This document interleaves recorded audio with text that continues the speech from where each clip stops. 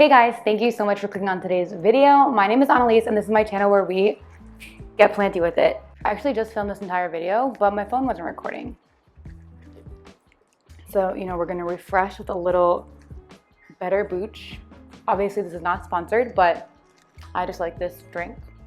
And we're gonna do our second attempt. Okay, anyway, thank you guys so much for clicking on today's video. So today I'm gonna be talking about my top, I don't know how many, maybe 5 to 7, maybe 8, rare or uncommon plants for beginners. Now, I know when I first started getting into houseplants, I started out with a lot of the more easy to access ones. So I'd go to, Home Depot, Walmart, pick up all my plants there. But as I started getting more and more into the hobby, I found myself being drawn to some more uncommon or rare plants. However, I was really nervous about taking the plunge and getting rare or uncommon plants because, you don't want to spend a bunch of money on a plant when you don't know if you're going to be able to take care of it. Is it a easier care plant, a harder care plant? So I wanted to kind of compile a list of what I found to be some easier to care for, rare or uncommon plants if you're just starting to get into them.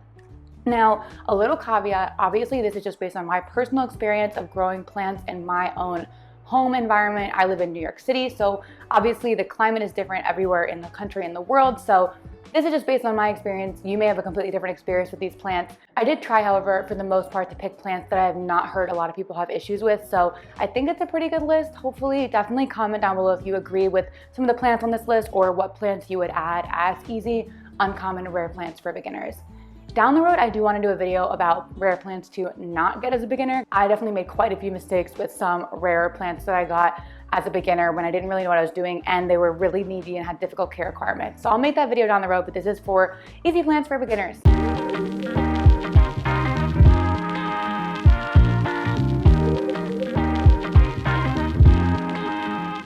So first up is one of my favorite uncommon plants, and I think this actually was the first uncommon plant in my collection, and I am just obsessed with it. I love it.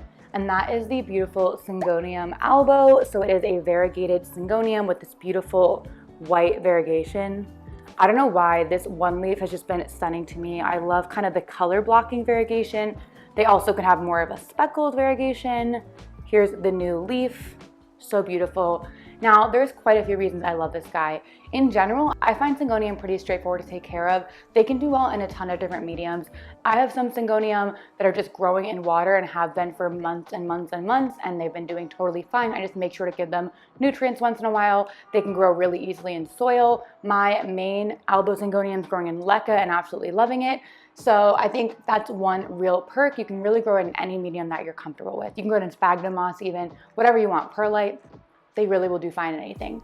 Second reason I love this plant is because they're just so easy to propagate. These are 2 propagations that I took from my mother plant. You can see how well the roots are doing in here. I've never had an albo Syngonium cutting that's not done well. Every single one is done perfectly well. I've even had nodes with no leaves that I throw in my prop box. They'll sprout and do perfectly. So this is a great plant to kind of get started with. It grows really fast, it's super gratifying, and you can share it with all your friends with all the cuttings you take. Let me double check that we're actually recording because now I'm like paranoid. Okay, we're good. Okay, moving on to the second Syngonium. This plant doesn't really look like a traditional Syngonium shape that you would think of, which is kind of why I love it. It's kind of more unique. And that is this Syngonium chiapense, or I think it's also called the Syngonium Macrophylla. But here are the leaves. They have this beautiful elongated leaf shape and this kind of lighter green color. The texture of the leaves are really soft. It's kind of hard to explain. It's not quite satiny, but I really like feeling these leaves. And this plant has been doing super well. I have it living in a chunky soil mix, which is rare for me. I don't have a ton of plants in soil. So if I can take care of a plant in soil, then it means that it's not too difficult, because usually I struggle with soil because I don't know, I find there's too much guesswork with overwatering, underwatering, blah, blah, blah. But this plant is pretty clear when it needs water. The leaves will curl up a little bit. This leaf's actually curling up a little bit, so it probably does need water. Yeah, you can see the curl down here and they'll kind of droop. So you can tell when this plant needs water. I definitely, if I did repot it, I'd put it in a less airy soil mix. It does not need so many soil amendments because it does like to stay slightly on the wetter side. But even without the perfect soil mix for this plant, it's doing great. I just put it on this moss pole and it seems very happy. You can see some of the aerial roots here. and some of them are actually growing into the cocoa coir, so hopefully the leaves will get bigger sometime soon. But I just think this is a super unique Syngonium that's not too expensive, not too hard to find, but just not a common houseplant that you see every day. Moving on to one of my favorite genuses, Philodendron. This is the Philodendron Silver Stripe. Now you may be wondering, doesn't this look just like the Philodendron Brazil? And you have a good point. They do look very similar. They're both pretty much heartleaf philodendrons with different types of variegation. So the Brazil has more of a lime green, kind of yellowy variegation, and the leaf shapes are a little bit more kind of heart-shaped or kind of rounder, a little bit fatter. Whereas on the other hand, the Philodendron Silver Stripe here has some more elongated leaf shapes. You can see there a long skinny leaf. This one as well. And the variegation color is much more of a cream and a light green, not so much of a lime green, more of a light green. So different variegation colors. Now I think even though it's very similar, this one's a little bit less common, and I think it does make a different statement. I just really love how this plant looks, and it's grown so quickly and easily for me. This started out as like 5 or 6 single leaf cuttings that I rooted up and put in this leco pot, and it's just taken off. I mean, you can see how long this vine is, and I did just cut this. I've taken quite a few propagations from this guy. It's super easy to propagate. You propagate it the same as you'd propagate any heartleaf philodendron, same as a pothos. Just cut, you know, below a node and stick it in water, and it does great. And this guy has been loving leca so much. Let's do a root check. I mean, pretty crazy. And I definitely pretty much neglect this plant. I just top off the water every now and again, throw some nutrients in when I remember, and it's literally absolutely no issues. Okay, next up is another philodendron that has been doing really well for me. This is the beautiful Philodendron Mexicanum. So what I love about this plant is the leaves are this beautiful kind of deeper green color, and then the back of the leaves, oh my God, there's so much honking outside. What's going on? The front of the leaves is this kind of deeper green color, and the back of the leaves are purpley. Is something going on?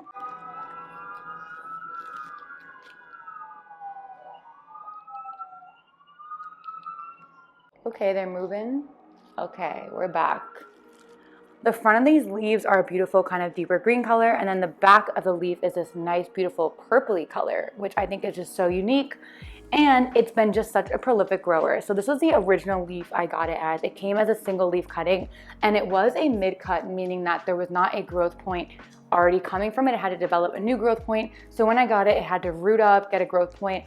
And since it did that and really settled in, it's just been shooting out new growth crazily. This last leaf here just finished hardening off. I don't think it's even finished hardening off because it's still quite a bit more flimsy than some of the older leaves. And this plant is already shooting out new growth right there. So I'm very excited about that. I just put it on this pole here, and the aerial roots, you can see the aerial roots on here are pretty good. They're already starting to grow into the pole. So I can't wait to see how it matures. The reason that I recommend this plant kind of for beginners is, one, it has really great statement foliage. If you give it some time, this plant can grow really big and really make a statement in your room. Second, I think it has just unique foliage. It has the super cute lobed ears, has the two-tone leaves with the purple backs.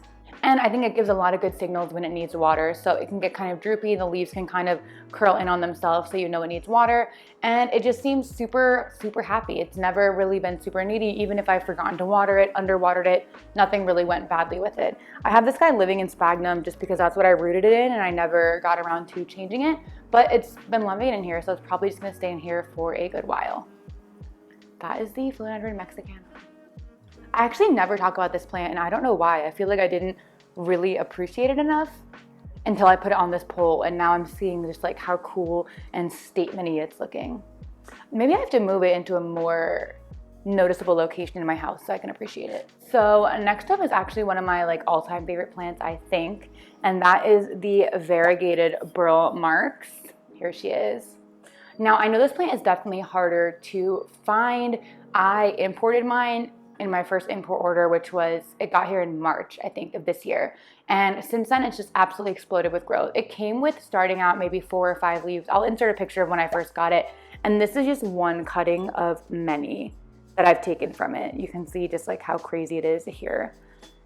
One thing I absolutely love about this plant is it grows so quickly, and if you've seen the growth pattern of burrow marks, they're just crazy. They shoot out new growth points constantly. They just triple in size basically overnight, and that's just so fun about this plant. Plus, of course, every leaf has completely different variegation. Here's like a little half moon leaf. Here's some more speckly variegation. I've been just loving yellow variegation recently. I don't know what's been going on. I've just been really into it. So this plant has just been really speaking to me. And of course, these leaves can get super big, like, you know, a traditional green burrow marks. Mine's not there yet because when I got it, it was a baby. These are actually significantly bigger than the leaves started out as on this plant. The fun part about this, guys, it's super easy to propagate. And since it grows so quickly, you kind of need to propagate it all the time, or else you're gonna have just an insane crazy plant, which is why I cut mine up recently. So for example, here's one little cup of propagations. This is just one cutting I took that's already shot out 2 new leaves and is super well rooted. I literally have probably about 10 other things like that around my house of cuttings, at least. If you guys saw in my October favorites, I had this little cute propagation station thing that I got antiquing. I filled that with burrow marks cuttings, variegated burrow marks cuttings. Those are in my living room, and I have like at least 3 or 4 more containers in the plant room. So this plant really goes crazy, and it's so easy to cut. You can sell it, you can trade it, you can just give it away to friends, and it's just beautiful. Such a statement. I can't wait till the leaves on this guy get big and just it's like this big, big plant one day. Okay, last but not least, who would I be if I did not include a Hoya in this video? Now, it was hard. I was looking at my Hoya cabinet, and it was kind of hard to pick what's a good beginner Hoya, because I think actually most Hoya are decent for beginners. Maybe some people will disagree with me. I think there are definitely some more finicky Hoya, but overall I think Hoya care is pretty straightforward just because it's pretty easy to tell when your plant needs water. So the one I picked for today is the Hoya Mathilde. Mine's not a particularly beautiful specimen of it, so I'll include a picture of like a really nice, beautiful Mathilde. But the reason I think that Hoya are pretty straightforward is all you have to do to find out if they're thirsty is squish the leaves.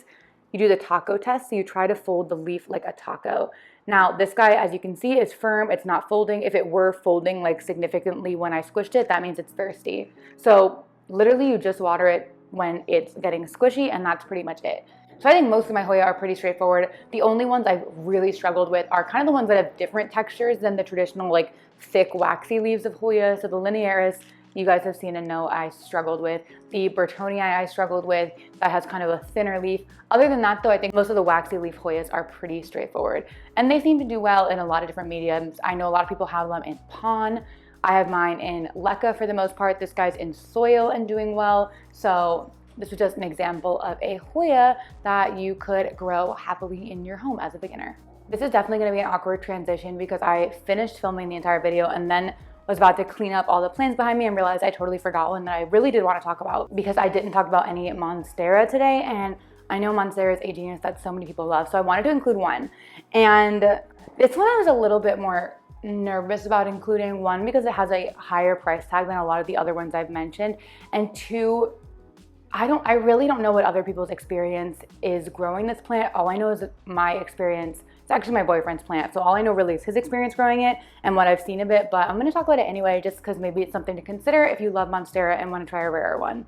So this is the mint variegated Monstera adansonii. This leaf is like my favorite leaf. It's definitely a funky leaf, but I love it. This leaf's also really pretty.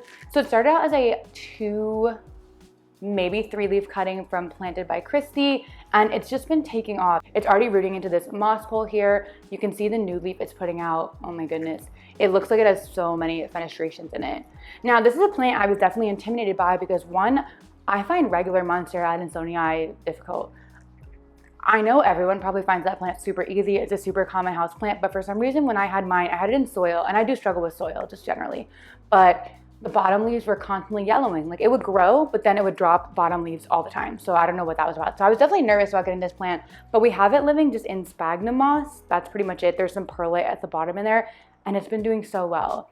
I don't know if that would translate well to like soil. I don't know how this plant does in soil. I don't know how this plant does in leca, but I will say just from having it in this medium, it's been growing so well, been doing so, it's been so happy. So I did want to mention it in case you're considering it. The prices are definitely going down on these. I know when I started collecting plants like a year and a half-ish ago, these were going for over $1,000 for sure.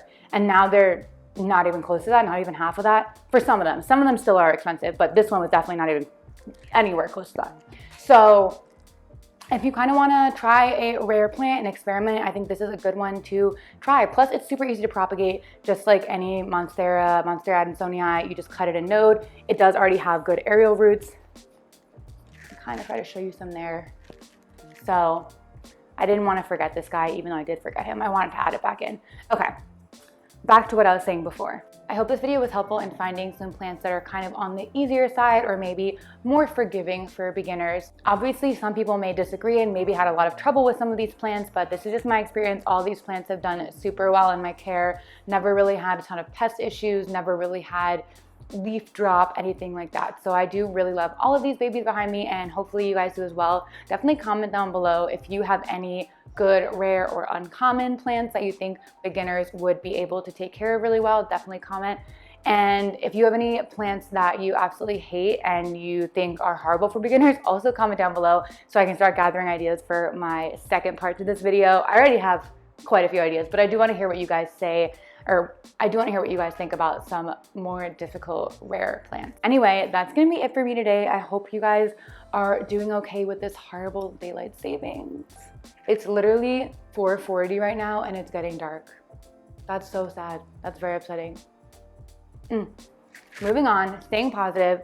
I hope you guys have a good week, weekend, whatever it is for you, and I'll see you in the next one. Bye.